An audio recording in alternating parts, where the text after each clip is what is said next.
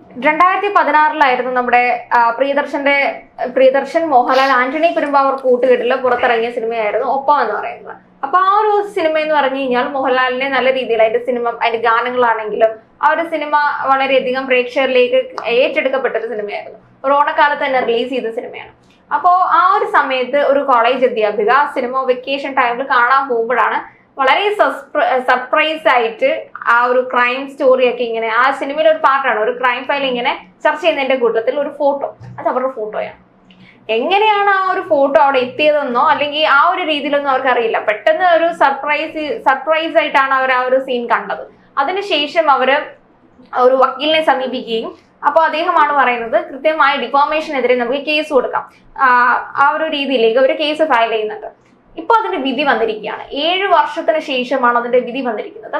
സംവിധായകനായിട്ടുള്ള പ്രിയദർശനെതിരെയും അതേപോലെ നിർമ്മാതാവായിട്ടുള്ള ആന്റണി പെരുമ്പാവൂരിനെതിരെയുമാണ് ഈ ഒരു ഡിഫാമേഷൻ കേസ് പോയിരിക്കുന്നത്. അപ്പോൾ ഇവർക്ക് 1 ലക്ഷം രൂപയാണ് പിഴ ഈടാക്കാൻ പറഞ്ഞിട്ടുള്ളത്. അതേപോലെ ഈ ഒരു 7 വർഷത്തിനിടയിലുള്ള കോടതി ചെലവായിട്ട് 1,80,000 രൂപയും കൂടെ ഈടാക്കാൻ വേണ്ടി പറഞ്ഞിട്ടുണ്ട്. അപ്പോ ഈ ഒരു ഡിഫാമേഷൻ എന്ന് പറയുന്ന ഒരു കുറ്റകൃത്യം ഇതെന്ന് പറയുന്നത് നമ്മുടെ ഒരു പ്രൈവസി അല്ലെങ്കിൽ നമ്മുടെ ഈ പറഞ്ഞ പ്രൈവസി ഇതിനെ മാനിക്കുന്ന ഒന്നാണ്. നമ്മുടെ അനുവാദമില്ലാതെ നമ്മുടെ ഒരു ചിത്രം ഒരാൾക്ക് എവിടെയും പോസ്റ്റ് ചെയ്യാനുള്ള ഒരു അവകാശം ഇല്ല എന്നുള്ളത് തന്നെയാണ് നമ്മുടെ രാജ്യത്തിന്റെ നമ്മുടെ രാജ്യത്തിനല്ല ബാക്കി പല രാജ്യങ്ങൾക്കും ഈ ഒരു പ്രൈവസി എന്ന് പറഞ്ഞു കഴിഞ്ഞാൽ വലിയ രീതിയിൽ ഒരു മാന്യത കൊടുക്കുന്ന ഒരു കാര്യം തന്നെയാണ്. നമ്മുടെ അനുവാദം ഇല്ലാതെ ഒരു കാര്യവും ചെയ്യാൻ പറ്റില്ല. അപ്പോ ഈ ഒരു ഫോട്ടോ എങ്ങനെയാണ് അവിടെ എത്തിയെന്നുള്ളത് നിലവിൽ ഇതുവരെ ആന്റണി പെരുമ്പാവൂരും പ്രിയദർശനും അതൊരു തെറ്റായിട്ടൊന്നും ഇതുവരെ പറഞ്ഞിട്ടുമില്ല. അതിനിപ്പോ ഒരു പ്രിവിലേജ്ഡ് ആയിട്ടുള്ള ഒരു ആളല്ലാത്തത് കൊണ്ടായിരിക്കാം അത്തരത്തിൽ യാതൊരുവിധ ക്ഷമാപണമോ അത്തരത്തിലൊന്നും പറയാതിരുന്നത്. ഇപ്പൊ കോടതിക്ക് മുന്നിൽ പിന്നെ അങ്ങനെ പ്രിവിലേജ്ഡ് അല്ലാത്തതൊന്നും ഇല്ലല്ലോ. ഡിഫോമേഷനെതിരെ ഒരാൾ കേസ് കൊടുക്കുകയാണെങ്കിൽ കോടതി തന്നെ തിരിച്ചറിഞ്ഞിരിക്കുകയാണ് ആ ഒരു ഫോട്ടോ എന്ന് പറയുന്നത് ഇവരുടെ സമ്മതം ഇല്ലാതാണ് ഇവരുടെ ഫോട്ടോ എടുത്ത് അതിനകത്ത് സിനിമയിൽ ഉപയോഗിച്ചിരിക്കുന്നത് എന്നുള്ളത്. ആദ്യം ഇത് പറഞ്ഞുകൊണ്ടിരുന്ന സമയത്ത് ഞാൻ ആലോചിച്ചത്, ഒരു ഡിഫോമേഷൻ കേസ് ഒരു സ്ത്രീ കൊടുക്കുമ്പോൾ, സ്ത്രീയോ പുരുഷനോ ആരോ ആയിക്കോട്ടെ, ഡിഫോമേഷൻ കേസ് കൊടുത്തിട്ട് അതിന്റെ വിധി വരാൻ വേണ്ടി ഇത്രയും വർഷം എടുത്തു എന്നുള്ളതാണ് എന്നെ അത്ഭുതപ്പെടുത്തുന്നത്. നിലവിൽ നമ്മുടെ നാട്ടിലെ നിയമങ്ങൾ, നമ്മുടെ ഭരണഘടന ഒക്കെ വളരെ മികച്ചതാണ്. പക്ഷെ അത് നടപ്പിലാക്കുന്ന കോടതികളെ കുറ്റം പറഞ്ഞിട്ട് കാര്യമില്ല. അത് നടപ്പിലാക്കേണ്ട സിസ്റ്റം അത് എത്രത്തോളം പരിതാപകരമാണ് എന്നുള്ളത് കൂടിയാണ് ഇവിടെ കാണിക്കുന്നത്. അതുകൊണ്ട് തന്നെ ആയിരിക്കും നമ്മൾ പറഞ്ഞ പോലെ നേരത്തെ ഈ ഒരു കോളേജ് അധ്യാപിക പറയുന്നുണ്ട്, പ്രിയദർശൻ അല്ലെങ്കിൽ ഇതിന്റെ സംവിധായകനോ നിർമ്മാതാവോ ക്ഷമ ചോദിച്ചിട്ടില്ല അല്ലെങ്കിൽ അവരിതിനെപ്പറ്റി യാതൊരു പ്രതികരണവും നടത്തിയിട്ടില്ല. കാരണം അറിയാം, നമ്മുടെ നിയമവ്യവസ്ഥ അനുസരിച്ച് വർഷങ്ങളോളം ഈ ഒരു ഡിഫോമേഷനൊക്കെ കേസ് കൊടുത്തിട്ടുണ്ടെങ്കിൽ അത് കോടതിക്ക് കൃത്യമായി തെളിയിക്കപ്പെടണം. ഇങ്ങനെ നടന്നിട്ടുണ്ട്, അവർ സമ്മതമില്ലാതെ ആ ഒരു ഫോട്ടോ കാണിച്ചിരിക്കുന്ന ഇവർ തന്നെയാണ് എന്ന രീതിയിലേക്ക് മൊത്തം തെളിഞ്ഞ് അവസാനം മാത്രമേ അല്ലെങ്കിൽ അവർക്ക് പൂർണ്ണമായി മനസ്സിലായാൽ മാത്രമേ അതിനൊരു വിധി പ്രഖ്യാപിക്കാൻ പറ്റുള്ളൂ. അപ്പോൾ അതിനൊരു നീണ്ട കാലയളവുണ്ട് എന്നും പല ആൾക്കാരും ഈ ഒരു ഇത്രയും നീണ്ട കാലയളവോളം ഒരു കേസിന് പിന്നാലെ പോവില്ല എന്നുള്ളൊരു മിഥ്യാധാരണയോട് കൂടെ തന്നെ ആയിരിക്കാം ഇത്തരത്തിൽ ഇവരാരും പ്രതികരിക്കായിരുന്നത്. കുഴപ്പമില്ല, ഒരു സീനല്ലേ, ഇനി നമുക്ക് എത്രത്തോളം തിരക്കുകളുണ്ട്, നമുക്ക് ഇതിന്റെ ഒന്നും ആവശ്യമില്ല എന്ന രീതിയിലേക്ക് ഒരു ഇമ്പോർട്ടൻസ് കൊടുക്കാതിരുന്നത് കൊണ്ട് തന്നെയായിരിക്കും ഇവരാരും ഇതിനെതിരെ പ്രതികരിക്കാതെ കൂടിയിരുന്നത്. അതെ, അതുകൊണ്ടായിരിക്കും. അത് വർഷങ്ങൾ എടുക്കുമെന്നും മാത്രമല്ല ഇതിന്റെ പുറകെ നടക്കാനൊന്നും പോകുന്നില്ല, ആദ്യം ഒരു കേസ് കൊടുത്തൊക്കെ പിൻവലിഞ്ഞോളൂ എന്നുള്ളൊരു ധാരണയൊക്കെ ഇവർക്കുണ്ടായിരിക്കും. അതുകൊണ്ടാണ് അവർ മാപ്പ് പോലും പറയാത്തത്. പക്ഷേ പ്രിയദർശനായാലും ആന്റണി പെരുമ്പാവൂരായാലും ഇൻ കേസ് ലാലേട്ടൻ, അതായത് ആശീർവാദ് സിനിമാസിന്റെ ബാനറിൽ ആന്റണി പെരുമ്പാവൂർ നിർമ്മിക്കുന്നു എന്ന് പറയുമ്പോഴും അത് മോഹൻലാൽ എന്ന് പറയുന്ന വ്യക്തിയുടേതാണ് സ്ഥാപനം എന്ന് എല്ലാവർക്കും അറിയാവുന്നതാണ്. അപ്പം ലാലേട്ടന് വരെ ഉത്തരവാദിത്തമുള്ള കാര്യമാണ്. മോഹൻലാൽ എന്ന് പറയുന്നത് സ്ത്രീകളെ ഒരുപാട് ബഹുമാനിക്കുന്ന, അവരെ പറ്റി വാചാലനാകുന്ന ഒരു വ്യക്തി കൂടിയാണ്. അപ്പോൾ ഇത്തരത്തിൽ ചിലപ്പോൾ അദ്ദേഹത്തെ അറിഞ്ഞു എനിക്കറിയില്ല, ആർട്ടിന്റെ അല്ലെങ്കിൽ ആ ഒരു രീതിയിലുള്ള മിസ്റ്റേക്ക് തന്നെ ആയിരിക്കാം അത്. കാരണം ആ ഒരു ക്രൈം ഫയൽ ഇങ്ങനെ ചർച്ച ചെയ്യുന്നതിന്റെ കൂട്ടത്തില് ഒരു വിക്ടിം, അപ്പൊ വിക്ടിമിന്റെ പേരും അതേപോലെ അഡ്രസ്, ആ ഒരു കാര്യങ്ങളൊക്കെ റിയാലിറ്റി അല്ല അല്ലെങ്കിൽ അവരുടേതായിട്ടുള്ള ഒരു ഫാന്റസികളിൽ ഇമാജിനേഷനിൽ ഉടലെടുക്കുന്നതാണ്. അപ്പൊ ഈ ഒരു ഫോട്ടോ എന്ന് പറയുന്നത് ഏതെങ്കിലും രീതിയിൽ ഈ ഒരു ആർട്ട് ടീമിന്റെ ഭാഗമായിട്ടൊക്കെ ഉണ്ടായ ആ ഒരു രീതിയിൽ വെച്ചൊരു ഫോട്ടോ തന്നെ ആയിരിക്കും. ഒരു പേജ് മാറിക്കുമ്പോൾ ഒരു കൃത്യമായിട്ട് ഇവരുടെ ഫോട്ടോ കാണുന്നുണ്ട്. അത് ആ ഫോട്ടോ കാണുന്നത് മാത്രമല്ല പ്രശ്നം, ആ ഫോട്ടോ എവിടെയാണ് എന്നുള്ളതാണ്. കാരണം ഒരു പലതരത്തിലുള്ള കേസുകൾ എടുത്ത് പോകുന്ന സമയത്ത് ഒരു മർഡർ സീനോ അങ്ങനെ എന്തോ ഒരു സീനുള്ള ഒരു ഫോട്ടോ ആണ് അവിടെ കാണിക്കുന്നത്. അപ്പൊ അത് അവരെ ഒരു അവർക്കൊരു മാനസികമായ ബുദ്ധിമുട്ടുണ്ടാക്കി. കാരണം താൻ ഇങ്ങനെ ഒരു സാഹചര്യത്തിൽ കിടക്കുന്നു, ഒരു പാസ്പോർട്ട് സൈസ് ഫോട്ടോ ആണ് അവിടെ കൊടുത്തത്. പക്ഷെ ആ ഫോട്ടോ എവിടെ നിന്ന് കിട്ടി എന്നുള്ളതിന് പിന്നീട് വ്യക്തമായ ഉത്തരവുണ്ട്. അപ്പുറത്തേക്ക് നമ്മൾ നേരത്തെ പറഞ്ഞ പോലെ നമുക്കെല്ലാം ഏറ്റവും പ്രിയപ്പെട്ട അല്ലെങ്കിൽ ഏറ്റവും പ്രധാനപ്പെട്ട ഒരു കാര്യമാണ് നമ്മുടെ പ്രൈവസി എന്ന് പറയുന്നത്. അത് എന്റെ അനുവാദം ഇല്ലാതെ ഉള്ളൂ, ഒരാളുടെ അനുവാദവും ഇല്ലാതെ നമുക്ക് ഒരാളുടെ ഫോട്ടോ ചിത്രീകരിക്കാനോ അത് എവിടെയും പോസ്റ്റ് ചെയ്യാനുള്ള ഒരു അവകാശമില്ല. അപ്പോഴാണ് ഇത്രയും വലിയൊരു ബിഗ് ബഡ്ജറ്റ് സിനിമയിലേക്ക് ഒരു സ്ക്രീനിനകത്തിലേക്ക് ഇവർ പോലും അറിയാതെ ഇവരുടെ ഫോട്ടോ ഉൾപ്പെടുന്നത്. അതെ, അത് ഈ ഫോട്ടോ എവിടെ നിന്ന് വന്നു എന്നുള്ളതിന് പിന്നീട് കോടതിയിൽ ഒരു ക്ലാരിഫിക്കേഷൻ അവർ കൊടുത്തിട്ടുണ്ടായിരുന്നു. അതായത് ഇവരുടെ പേഴ്സണൽ വ്ളോഗിൽ നിന്നാണ് ഈ ഒരു ഫോട്ടോ ഈ ടീം എടുക്കുന്നത്. പക്ഷെ അത് അവരുടെ പേഴ്സണൽ വ്ളോഗാണ്. ആ പേഴ്സണൽ വ്ളോഗിൽ നിന്ന് ആ ഫോട്ടോ ഡയറക്റ്റ് ഡൗൺലോഡ് ചെയ്തിട്ട് ഈ സിനിമയിൽ ഉപയോഗിക്കണമെങ്കിൽ അത് അവരുടെ അനുവാദം വേണം. അവരുടെ പെർമിഷൻ ഇല്ലാതെ കൊടുക്കരുത്. ഇനി അല്ലെങ്കിൽ ആ രീതിയിലുള്ള ആളുകളായിരിക്കണം. ഇപ്പം ഏതെങ്കിലും ഒരു തരത്തിൽ ഒരാളുടെ ഫോട്ടോ എടുത്തിട്ട് ഇപ്പം സ്ഥിരമായി നമ്മൾ കാണുന്ന ചില ആളുകളുടെ ഫോട്ടോ ഒക്കെ എടുത്ത് കൊടുക്കുമ്പോൾ അത് വലിയ പ്രശ്നങ്ങളൊന്നും ഉണ്ടാവാറില്ല. പക്ഷെ മറ്റൊരാളുടെ ഫോട്ടോ എടുത്ത് നമ്മൾ പ്രശ്നങ്ങളുണ്ട് അവർ കേസ് കൊടുത്താൽ. പക്ഷെ സാമാന്യമായി നമ്മൾ ചില സെലിബ്രിറ്റികളുടെ ഫോട്ടോ ഒക്കെ എടുത്ത് കൊടുക്കുമ്പോൾ അവർക്ക് അത്ര വലിയ പ്രശ്നങ്ങൾ ഉണ്ടാവാറില്ല എന്നുള്ളതാണ്. പക്ഷെ ഇവരെ സംബന്ധിച്ചിടത്തോളം, നമ്മളെ സംബന്ധിച്ചിടത്തോളം, നമ്മുടെ ഒരു ഫേസ്ബുക്ക് പേജിൽ കയറി നമ്മുടെ ഒരു ഫോട്ടോ എടുത്ത് അത് അവിടെ കൊടുക്കുന്നു, അത് സിനിമയിൽ ആളുകൾ കാണുന്നു, അത് അവർക്കൊരു മാനസിക വിഷമം ഉണ്ടാക്കുന്നു എന്ന് പറയുമ്പോൾ അത് നമ്മൾ കൃത്യമായും സമ്മതിച്ചു കൊടുക്കേണ്ട കാര്യമാണ്. നിസ്സാരമായിട്ട് പ്രിയദർശനും ഈ ആന്റണി പെരുമ്പാവൂരിനും ഒക്കെ ചെയ്യാൻ കഴിയുന്ന കാര്യമായിരുന്നു. ഇതിലൊരു അവരെ കണ്ട് ഈ ഒരു തെറ്റിദ്ധാരണയുടെ പുറത്ത് വന്നതാണ് ശരി എന്ന് പറഞ്ഞ് അവസാനിപ്പിക്കാവുന്നതേ ഉള്ളുവായിരുന്നു. പക്ഷെ അവരത് ചെയ്തില്ല എന്നുള്ളിടത്താണ് കോടതി ഇത് കണ്ടതും ഈ 1 ലക്ഷം രൂപ പിഴ വിധിക്കുന്നതും. 7 വർഷത്തോളം ഇവർ ഇതിന്റെ പുറകെ നടന്നിട്ടുണ്ടെങ്കിൽ ആ 7 വർഷത്തിനുള്ളിൽ എത്രത്തോളം ഈ കോടതിയിൽ കേസ് നടത്താൻ വേണ്ടി ഇവർക്ക് പണം ചെലവായിട്ടുണ്ടാവും എന്ന് കൂടെ നമ്മൾ ആലോചിക്കണം. ഒരു അഭിഭാഷകനെ വെക്കണം, ആ അഭിഭാഷകന്റെ മുമ്പിൽ നിന്ന് അയാൾക്ക് അതിന്റെ തെളിവുകൾ ശേഖരിക്കണം, അതുമായി ബന്ധപ്പെട്ട് പല ഈ പറയുന്ന ഈ പേപ്പർ വർക്ക്സ് ഉണ്ടല്ലോ, ഈ ഫയൽ വർക്ക്സ് നീങ്ങണം.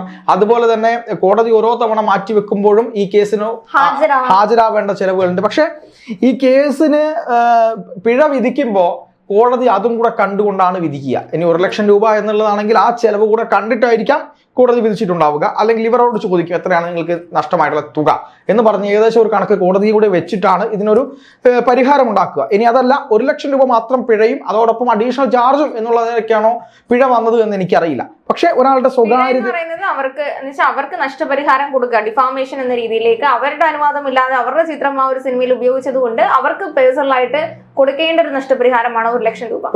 ബാക്കി ഈ 1,80,000 രൂപ എന്ന് പറയുന്നത് 7 വർഷത്തോളമാണ് ആ ഒരു കേസിന് പിന്നാലെ പോയിട്ടുള്ളത്. ആ ഒരു കേസ് നമുക്കറിയാം, ഒരു കേസ് ഇത്രത്തോളം നീളണമെന്നുണ്ടെങ്കിൽ ഈ ഒരു എതിർകക്ഷികളൊക്കെ ഹാജരാകാതെ വരുമ്പോഴാണ് ഈ കേസുകൾ നീട്ടിവെക്കുന്നതും അത് കൂടുതൽ വർഷങ്ങളിലേക്ക് പോകുന്നതും ചെയ്യുന്നത്. അപ്പൊ അത്ര രീതിയിലേക്ക് ഈ ഒരു കോടതിയുടെ ചെലവ് അല്ലെങ്കിൽ കോടതി സംബന്ധമായി ഇവർക്ക് അനുഭവപ്പെട്ട ഒരു ചെലവിന്റെ ഭാഗമായിട്ടാണ് ഈ 1,80,000 രൂപയും കൂടി വിധിക്കുന്നത്.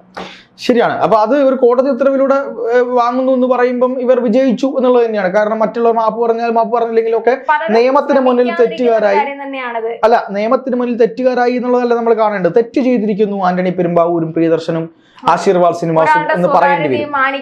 ഏറ്റവും വലിയ തെറ്റ് തന്നെയാണെന്നാണ് തെറ്റാണ് എന്ന് തന്നെ പറയേണ്ടത്. കാരണം തെറ്റായ കാര്യത്തിൽ നമ്മൾ ന്യായീകരിച്ചിട്ടൊന്നും ഒരു കാര്യമില്ല. പക്ഷെ ഇവിടെ സംഭവിക്കാൻ പോകുന്നത് ഇവര് പൈസ കൊടുക്കുവോ എന്നുള്ളതാണ് എൻ്റെ ഒരു സംശയം. കാരണം ഈഗോ പ്രശ്നം എല്ലാ മനുഷ്യനും ഉണ്ടാവുമല്ലോ. കോടതി വിധിയല്ലേ? അല്ല, അവിടെയല്ല ഞാൻ പറഞ്ഞതല്ല, ഈ ഈഗോ പ്രശ്നം ഓരോ മനുഷ്യനും ഉണ്ടാവും.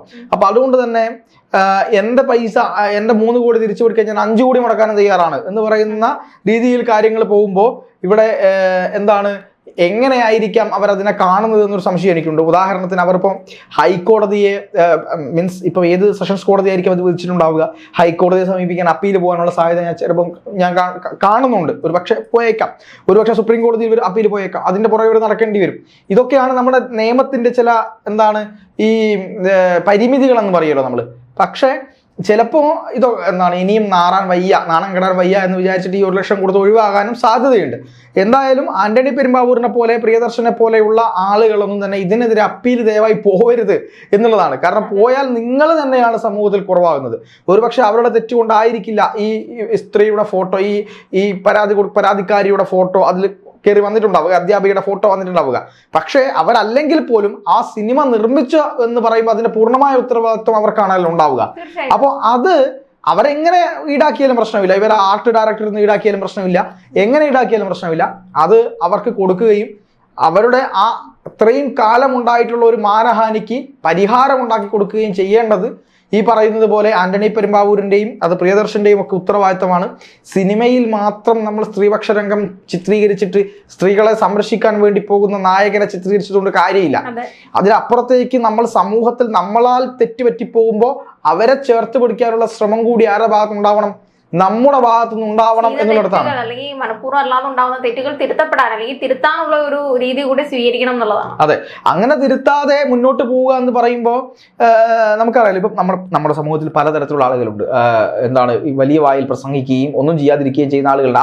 അവരുടെ രീതിയിലോട്ട് നമ്മളിപ്പോൾ ഉദാഹരണത്തിന് വേണമെങ്കിൽ നമ്മുടെ പല രാഷ്ട്രീയ പ്രസ്ഥാനങ്ങളും വലിയ വായിൽ പ്രസംഗിക്കുകയും പക്ഷേ ഒരു നിലപാട് സ്വീകരിക്കുമ്പോൾ ആ നിലപാടിൽ വെള്ളം ചേർത്തുകൊണ്ട് മറ്റൊരു നിലപാട് സ്വീകരിക്കുകയും ചെയ്യുന്ന ആളുകളാണ് ഭൂരിപക്ഷം രാഷ്ട്രീയ പ്രവർത്തകർ എന്ന് പറയുന്നത്. അപ്പം അത്തരത്തിൽ ആവാതിരിക്കുക എന്നുള്ളതാണ് ഇവരൊക്കെ ചെയ്യേണ്ട ഒരു കാര്യം. ഡിഫേമേഷൻ പ്രധാനപ്പെട്ട ഒരു കാര്യം എന്ന് പറയുന്നത് നമ്മൾ ഇതിൽ ചിന്തിക്കേണ്ടത് ഒരു വലിയ ശക്തികൾക്ക് അല്ലെങ്കിൽ ഒരു സിനിമ അത്രയും ഒരു പ്രശസ്തിയിൽ നിൽക്കുന്ന ആൾക്കാർക്കെതിരെ നിയമ പോരാട്ടം നടത്തി പലരും മടിക്കുന്ന ഒരു കാര്യം തന്നെയാണ്. ആദ്യം നമ്മൾ പറഞ്ഞ പോലെ തന്നെ ഇവരെ എന്ന് വെച്ചാൽ നമ്മളിനി എത്ര കാലം ഇതിന് പുറകിൽ നടക്കും, ഇവരൊക്കെ വലിയ ആൾക്കാരല്ലേ എന്ന രീതിയിലേക്ക് മാറി നിൽക്കാതെ ഈ രാജ്യത്ത് നമുക്ക് എല്ലാവർക്കും ഒരേ അവകാശങ്ങളും ഒരേ നിയമം എന്ന് പറയുന്നത് എല്ലാവർക്കും ഒരേപോലെയാണ് എന്നുള്ളത് വിശ്വസിച്ച് ആ ഒരു നിയമ പോരാട്ടം നടത്തിയ ഒരു അധ്യാപികയ്ക്ക് നമുക്ക് അഭിനന്ദാർഹമാണ്, അല്ലെങ്കിൽ അഭിനന്ദിച്ചേ മതിയോ? തീർച്ചയായിട്ടും. മാത്രമല്ല വേറൊരു കാര്യം കൊണ്ട് ആ കേസ് കൃത്യമായി പഠിച്ച് വിധി പറഞ്ഞ ജഡ്ജിക്കും അതിന് അവരൊപ്പം നിന്ന വക്കീലിനും ഞാൻ പലപ്പോഴായിട്ട് മനസ്സിലാക്കുന്ന ഒരു കാര്യം, ഈ അഭിഭാഷകന്മാരാണ് പലയിടത്തും ചതിക്കുക.